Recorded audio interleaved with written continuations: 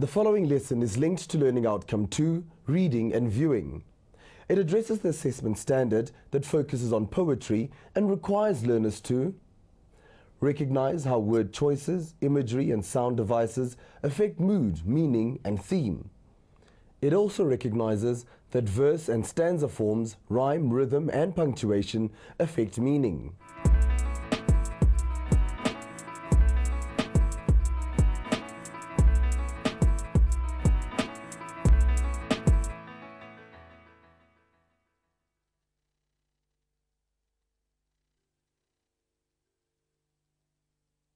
From the bard of long ago to today's rhyming rapper, oral poetry is a celebration of the spoken word in one of its highest forms.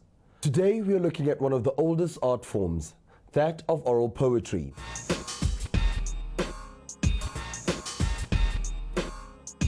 By the end of this lesson, you should be able to examine the content, poetic devices and presentation of poems and identify different kinds of oral poetry.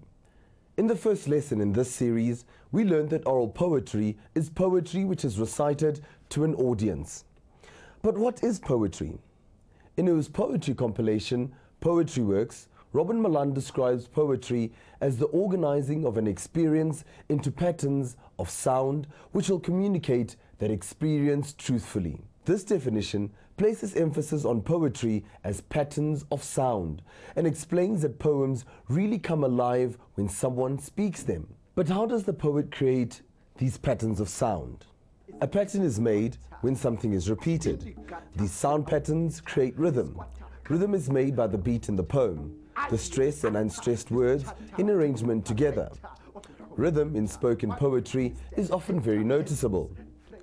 A young South African poet called Conrad Feldman says this about rhythm. Rhythm in poetry I would define as the flow, or the speed of the flow of the actual poem.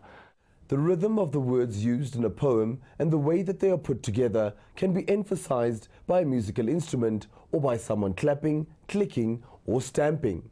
A drummer who accompanies poets had this to say. As a drummist or a percussionist, a rhythm for me is the music in the poem. As percussionists, we get the rhythm from the first stanza that the poet utters, and then we just flow with the poet. We've already seen Zweli Themba Twalo reciting his poem. Now listen to the words of the poem and the sound patterns that are created. The fact of the matter, the battle is getting hotter. In the gutter without glitter, the squatter can't live without water. I utter this chatter to the operator of the computer. One Mr. Hater and Miss Traitor who get fatter and flatter. You better scatter. The rhythm of the poem was easy to recognize. What helped to create the rhythm was the repetition of the t sounds in words such as bitter, better, fatter, scatter, and of course, water. This device is known as consonance and it involves repeating consonants in different parts of the words but not at the beginning of the words. When we listen to this poem, we are also struck by the poet's constant use of rhyme. For example, life rhymes with strife and education rhymes with starvation. Sometimes the syllable at the end of some lines sound the same, like the examples that we've just seen. And sometimes internal rhyme is created by using words within the same line that end with similar sounding syllables. Here's an example. The Mr. Hater and Miss Traitor who get fatter and flatter. Here hater rhymes with traitor and fatter rhymes with flatter within the two lines. Rhyme plays an important role in creating rhythm in a poem, but does poetry have to rhyme? Well-known local poet Lebogang Mashile shares her views on these aspects of poetry. For me, I have been deeply influenced by music, hip-hop in particular. So rhyme is a common tool that I use, you know, because it makes the words sound more interesting. It makes the meaning more accessible to an audience, you know. It makes it more interesting to read on the page, yeah. In addition to creating rhythm, poets also use figures of speech. The ones that would be of special use to the oral poet are those that are based on sound. We've already heard the use of consonants, but listen to this poem written by an anonymous poet and see if you can spot any other figures of speech that create interesting effects using sound. Daily jail, confined in my cramped corner, amid the rumble of rumor, no humor pierces this poor prison. That loom of the room mercilessly crushes. My hopelessness slowly melts, seeps, drips through my consciousness. The teacher's droning is shattered. Tring goes the bell. My mind is let loose, out of school at last. Most learners know how this person feels, as we have all longed to get out of school. But how does she emphasize her meaning? In a line like pierces this poor prison, you'll notice the P sound is repeated at the beginning of the word. The figure of speech that is used here is known as alliteration. Alliteration involves repeating the same consonant sound at the beginning of a number of words. In this poem, the alliteration helps the poet to put across her bitterness. In the next stanza, the poet has also used assonance when she talks of the gloom of the room. Assonance involves repeating similar, sounding vowel sounds close to one another. In the line we have just seen, the repeated oo sound helps to create a depressed mood. Another figure of speech that works well in oral poetry is known as onomatopoeia. This involves using words whose sounds seem to resemble the sounds they described. Have a look at the final stanza of the poem and see if you can find examples of onomatopoeia. Tring definitely sounds like the sound a ringing bell makes, and droning does make us think of the sound a teacher makes when she goes on and on about something.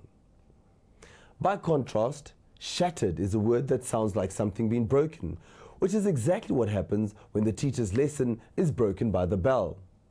The use of onomatopoeia in that stanza helps us to imagine the scene, as some of the words used make it easy for us to imagine the sounds they refer to. The poem about water and the poem entitled Daily Jail that we have just listened to have rhythm and use figures of speech. However, poets need to do more than just choose words that create interesting sound effects.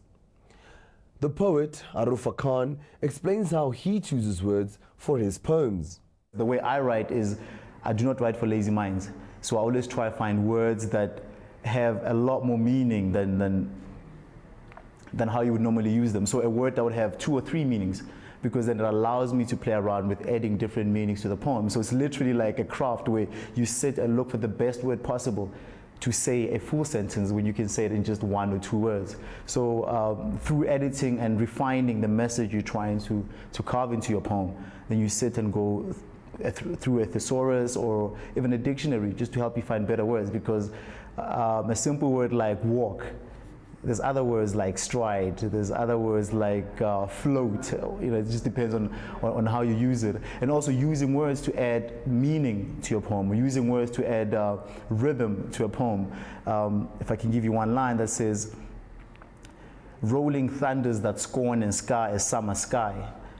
So you use sort of assonance and alliteration to give rhythm to the poem, to give color also to the poem, and through sound, you can get color, you can get pictures of the setting, and understand the picture better. The aspects of poetry that you have discussed so far, rhythm and rhyme, figures of speech and word choice, apply to both written and oral poetry.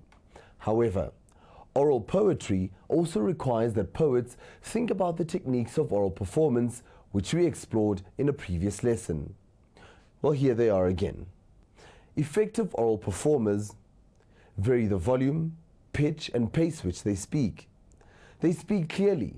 They use facial expressions, gestures, and sometimes movements around the performance space. Build a relationship with the audience through eye contact. Think back to Zweli Tembatwalo reciting his poem about water and decide whether he performed well according to this list of criteria. The fact of the matter, the battle is getting hotter. In the gutter without glitter, the squatter can't live without water. I utter this chatter to the operator of the computer. One Mr. Hater and Miss Traitor who get fatter and flatter. You better scatter. Well, we have just seen an example of a poet performing a poem. However, this is only one form of oral poetry. Ballads that tell a story, sonnets, dramatic monologues, or lyrics can also be presented orally. Spoken poetry does not have to be limited to the sort of poems that you study at school. Lebogang Mashile feels strongly about this. I think one of the saddest misconceptions about poetry is the fact that, you know, it's this thing, this white European thing, these old dead white men in the pages of dusty books. And I understand where it comes from. It comes from the way that we were taught poetry. It comes from the kind of poetry that we were taught, you know. We weren't taught things that were relevant to us, to our lives. And the reality is that poetry has always been an essential part of our culture, you know, as African people. It's the way in which our values, our philosophy, our identity, our stories are told and are passed on, you know. And the beautiful thing about poetry, for me right now as a poet, is its accessibility. All you need is a pen or a pencil and a piece of paper and somebody who's willing to listen to you. You don't need money, you don't need fancy resources, you don't need fancy equipment. All you really need is just the willingness to express yourself and the affirmation that comes with being listened to. And there's no price tag that you can put on the beauty, you know, of that experience. You may think you have never seen poetry being performed, but I'm sure you're familiar with local and international rap artists. Think about rap as a style of expression. Do you think rap is a form of oral poetry? Why? Well, rap consists of saying rhyming lines against an electronic beat in the background. It can be regarded as poetry because it contains many elements of poetry. Rappers use rhyme and rhythm. In fact, some people claim that rap stands for rhythm and poetry. As in other forms of poetry, rappers also talk about things that have happened to them, their relationships, and how they feel about all these matters. To get these messages across, they may also use figures of speech. If you are keen to try some performance poetry of your own, but you aren't keen to rap, another modern form of oral poetry is slam poetry. This type of poetry is composed to be performed to an audience as part of a competition. Most poetry recited at poetry slams is original, and the audience is called upon to judge the poem and the presentation. To do this, they hold up cards on which are written the scores that they have awarded to a performance. Slam poetry started in America, but it is starting to catch on in South Africa as a way of getting people to listen to and compose their own poetry. South Africa is home to many oral poets, and poetry slam events may lead to the discovery of even more talented poets. Why not ask your teacher if you can hold a poetry slam in class? Who knows, you may just be South Africa's next famous oral poet. To try out your oral poetry skills, here's today's task.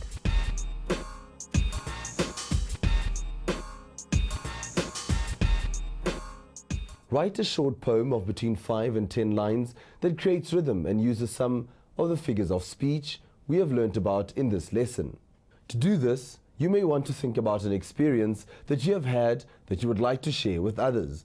It could be something that happened, or it could be a special relationship that you were involved in. Once you have written your poem, practice saying the poem out loud. Perform the poem for other members of your class.